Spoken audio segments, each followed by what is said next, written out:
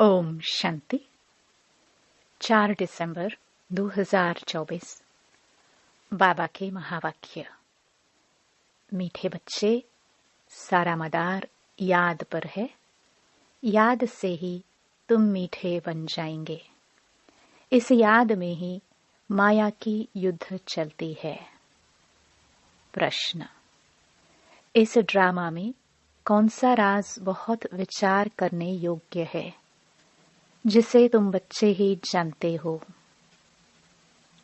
उत्तर: तुम जानते हो कि ड्रामा में एक पाठ 2 बार बज ना सके। सारी दुनिया में जो भी पाठ बजता है वह एक दो से नया। तुम विचार करते हो कि सतयुग से लेकर अब तक कैसे दिन बदल जाते हैं। सारी एक्टिविटी बदल जाती है। आत्मा में 5000 वर्ष की एक्टिविटी का रिकॉर्ड भरा हुआ है, जो कभी बदल नहीं सकता। यह छोटी सी बात तुम बच्चों के सिवाय और किसी की बुद्धि में नहीं आ सकती। ओम शांति। रूहानी बाप रूहानी बच्चों से पूछते हैं, मीठे मीठे बच्चे, तुम अपना भविष्य का पुरुषोत्तम मुख, पुरुषोत्तम चोला देखते हो। यह पुरुषोत्तम संगम युग है ना। तुम फील करते हो कि हम फिर नई दुनिया सतयुग में इनकी वंशावली में जाएंगे, जिसको सुखधाम कहा जाता है। वहां के लिए ही तुम अभी पुरुषोत्तम बन रहे हो। बैठे बैठे यह विचार आना चाहिए। स्टूडेंट जब पढ़ते हैं तो उनकी बुद्धि में यह जरूर रहता है, कल हम यह बनेंगे। वैसे तुम भी जब यहाँ बैठते हो तो तुम भी जानते हो कि हम विष्णु की डायनास्टी में जाएंगे। तुम्हारी बुद्धि अब अलौकिक है और किसी मनुष्य की बुद्धि में यह बातें रमण नहीं करती होंगी। यह कोई कॉमन सत्संग नहीं है। यहाँ बैठे हो, समझते हो, सत बाबा जिसको शिव कहते हैं, हम उनके संग में बैठे हैं। शिव बाबा ही रचयिता है। वही इस रचना के आदि मध्य अंत को जानते हैं। वही यह नॉलेज देते हैं। जैसे कल की बात सुनाते हैं। यहाँ बैठे हो, यह तो याद होगा ना, हम आए हैं रेजुवेनेट होने, अर्थात यह शरीर बदल दैवी शरीर लेने। आत्मा कहती है, हमारा यह तमो प्रधान पुराना शरीर है, इसको बदलकर ऐसा शरीर लेना है। कितनी सहज एम ऑब्जेक्ट है। पढ़ाने वाला टीचर जरूर पढ़ने वाले स्टूडेंट से होशियार होगा ना। पढ़ाते हैं, अच्छे कर्म भी सिखलाते हैं। अभी तुम समझते हो, हमको ऊंचते ऊंच भगवान पढ़ाते हैं तो जरूर देवी देवता ही बनाएंगे। यह पढ़ाई है ही नई दुनिया के लिए, और किसको नई दुनिया का जरा भी पता नहीं है। यह लक्ष्मी नारायण नई दुनिया के मालिक थे। देवी देवताएं भी तो नंबरवार होंगे ना। सब एक जैसे तो हो भी ना सके, क्योंकि राजधानी है ना। यह ख्यालात तुम्हारे चलते रहने चाहिए। हम आत्मा अभी पतित से पावन बनने के लिए पावन बाप को याद करते हैं। आत्मा याद करती है अपने स्वीट बाप को। बाप खुद कहते हैं, तुम मुझे याद करेंगे तो पावन सतो प्रधान बन जाएंगे। सारा मदार याद की यात्रा पर है। बाप जरूर पूछेंगे, बच्चे मुझे कितना समय याद करते हो? याद की यात्रा में ही माया की युद्ध चलती है। तुम युद्ध भी समझते हो। यह यात्रा नहीं, परंतु जैसे कि लड़ाई है। इसमें ही बहुत खबरदार रहना है। नॉलेज में माया के तूफान आदि की बात नहीं। बच्चे कहते भी हैं, बाबा हम आपको याद करते हैं, परंतु माया का एक ही तूफान नीचे गिरा देता है। नंबर 1 तूफान है देह अभिमान का, फिर है काम, क्रोध, लोभ, मोह का। बच्चे कहते हैं, बाबा हम बहुत कोशिश करते हैं याद में रहने की, कोई विघ्न न आए, परंतु फिर भी तूफान आ जाते हैं। आज क्रोध का, कभी लोभ का तूफान आया। बाबा आज हमारी अवस्था बहुत अच्छी रही, कोई भी तूफान सारा दिन नहीं आया, बड़ी खुशी रही। बाबा को बड़े प्यार से याद किया, स्नेह के आंसू भी आते रहे। बाबा की याद से ही बहुत मीठे बन जाएंगे। यह भी समझते हैं हम माया से हार खाते खाते कहाँ तक आकर पहुंचे हैं, यह कोई समझते थोड़े हैं। मनुष्य तो लाखों वर्ष कह देते हैं या परंपरा कह देते। तुम कहेंगे हम फिर से अभी मनुष्य से देवता बन रहे हैं। यह नॉलेज बाप ही आकर देते हैं। विचित्र बाप ही विचित्र नॉलेज देते हैं। विचित्र निराकार को कहा जाता है। निराकार कैसे यह नॉलेज देते हैं? बाप खुद समझाते हैं, मैं कैसे इस तन में आता हूँ। फिर भी मनुष्य मूंझते हैं, क्या एक इसी तन में आएगा?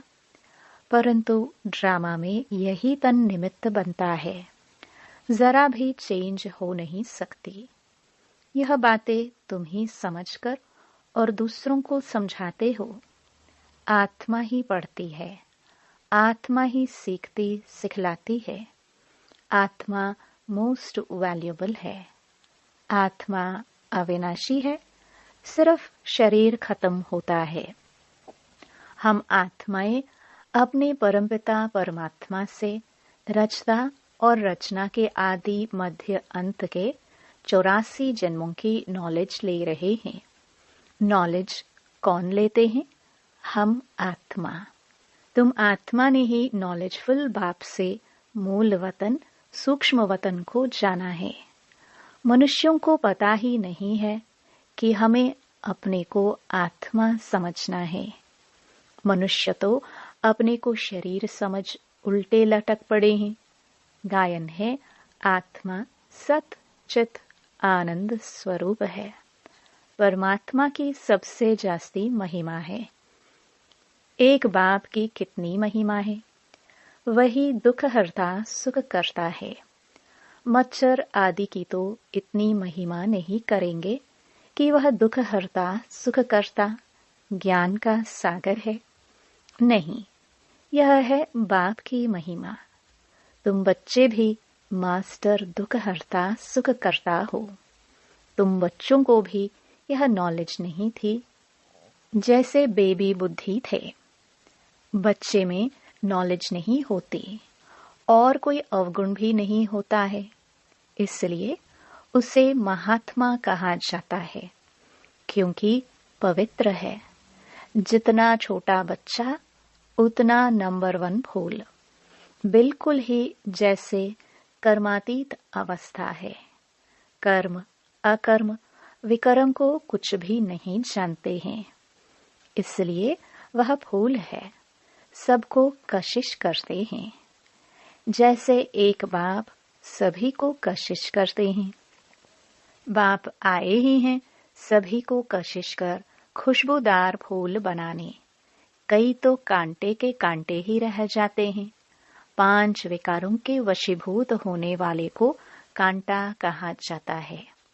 नंबर 1 कांटा है देह अभिमान का, जिससे और कांटों का जन्म होता है।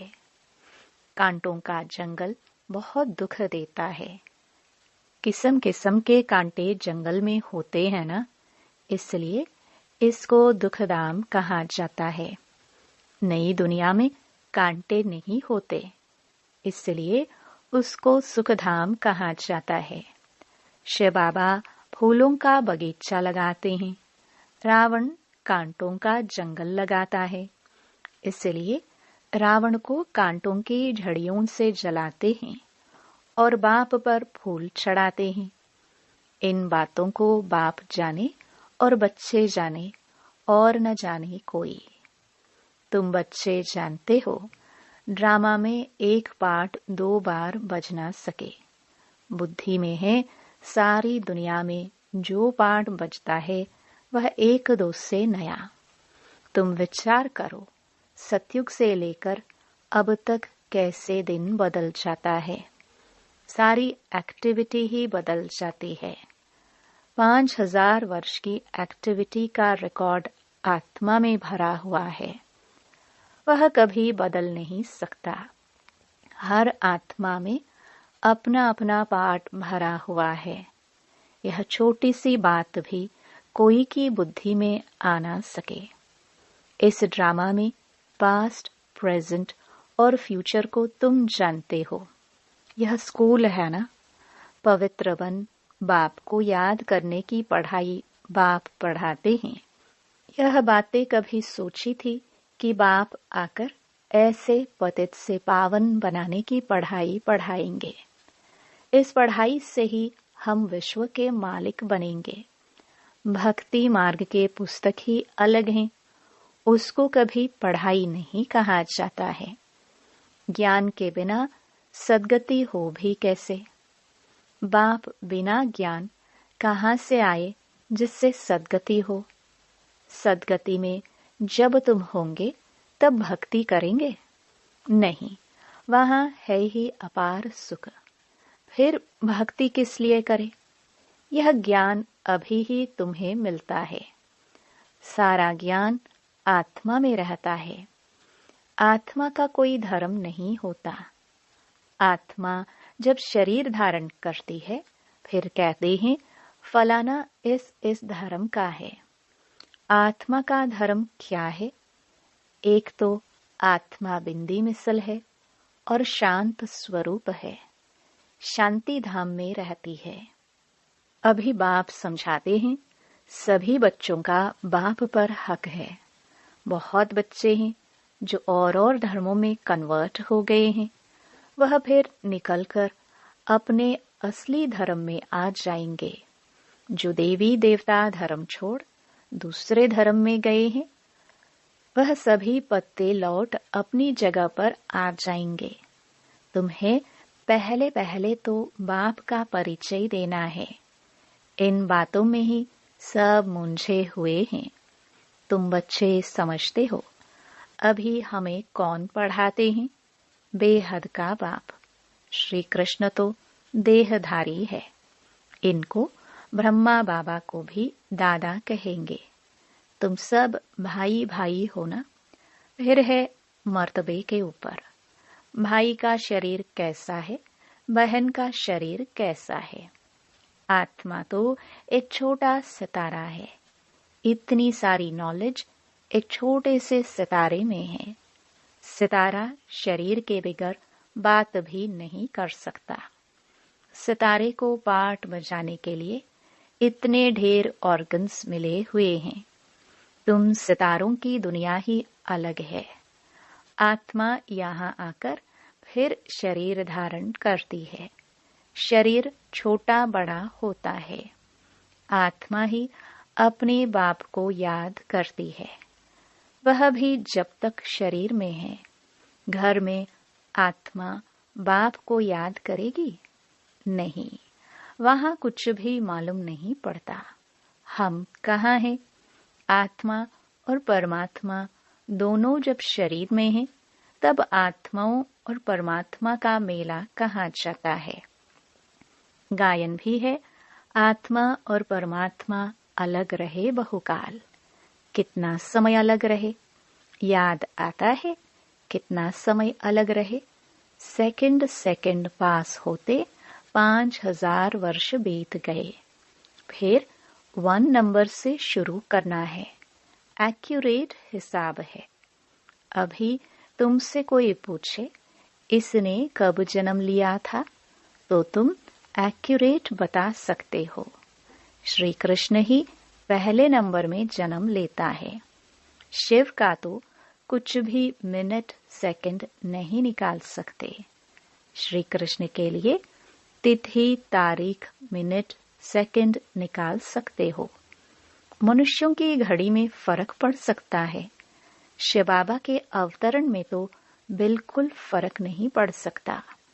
पता ही नहीं पड़ता कब आया, ऐसे भी नहीं साक्षात्कार हुआ तब आया, नहीं अंदाज लगा सकते हैं, मिनट सेकंड का हिसाब नहीं बता सकते।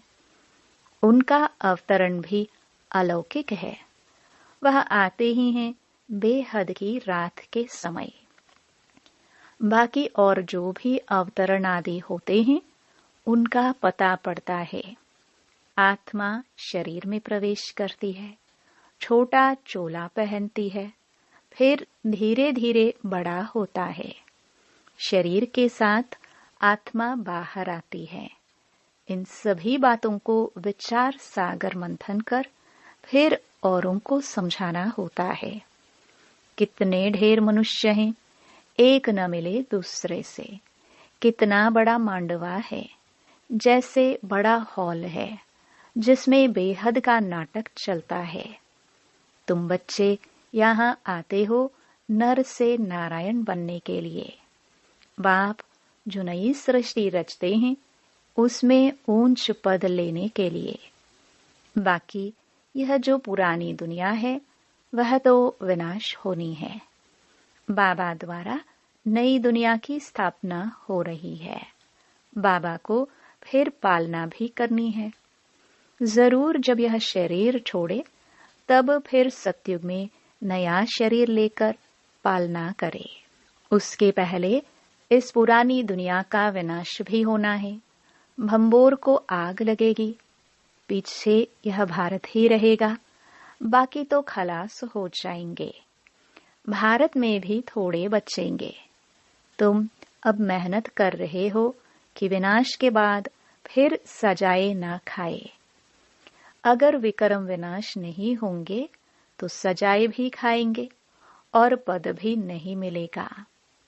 तुमसे जब कोई पूछते हैं तुम किसके पास जाते हो, तो बोलो शिव बाबा के पास, जो ब्रह्मा के तन में आया हुआ है। यह ब्रह्मा कोई शिव नहीं है।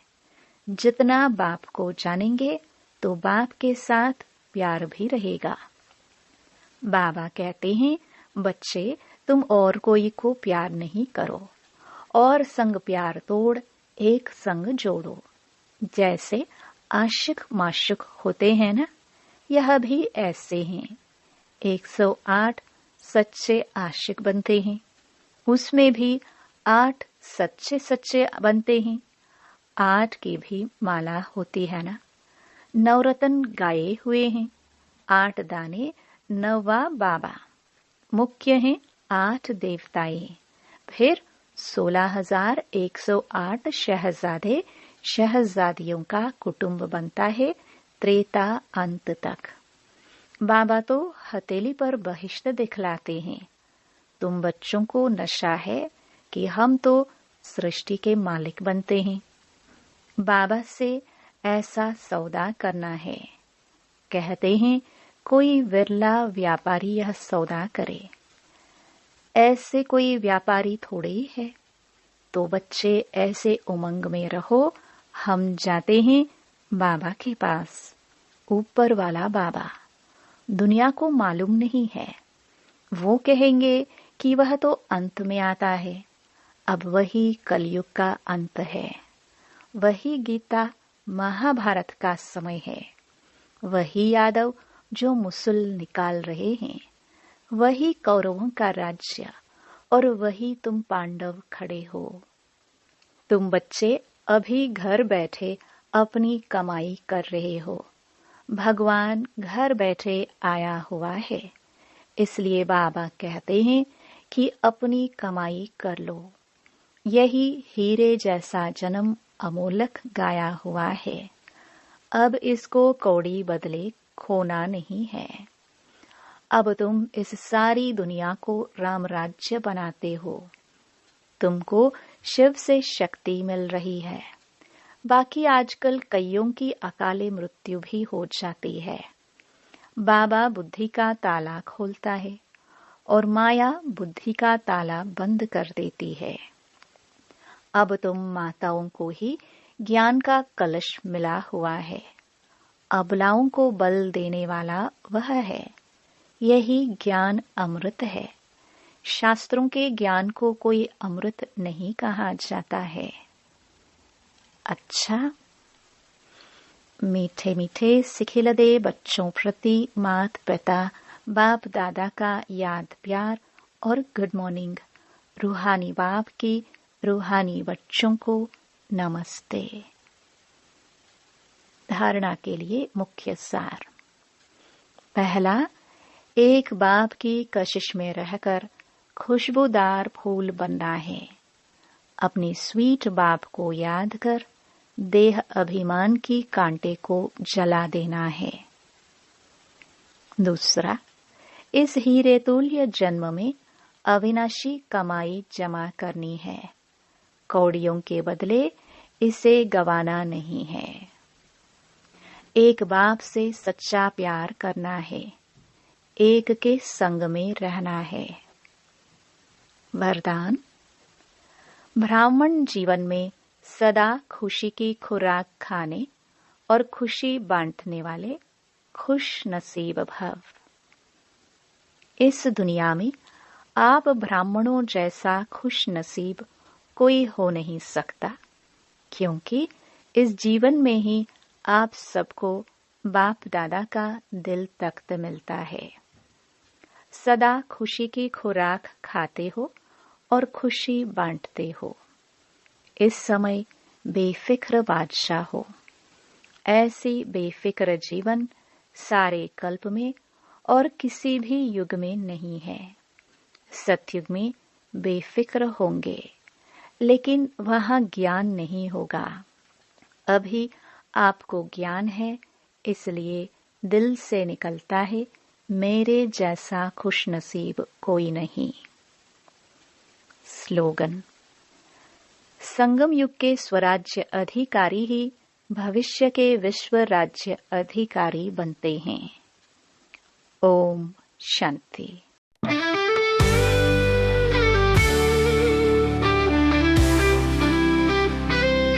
तेरे रंग में रंगा मैं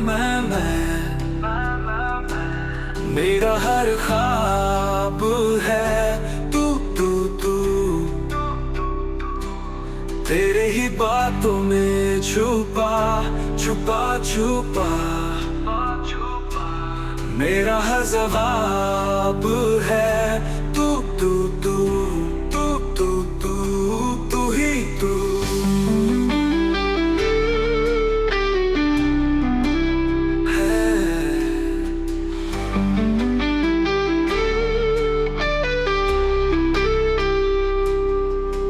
सच तू ही है जान, जग झूठ है ये सारा। संग तेरे ही है सपना, जीवन का रास्ता है प्यारा। तू ही तू है मेरा सपना रूहानी। तू ही तू है मेरी जीवन कहानी। तू ही तू है।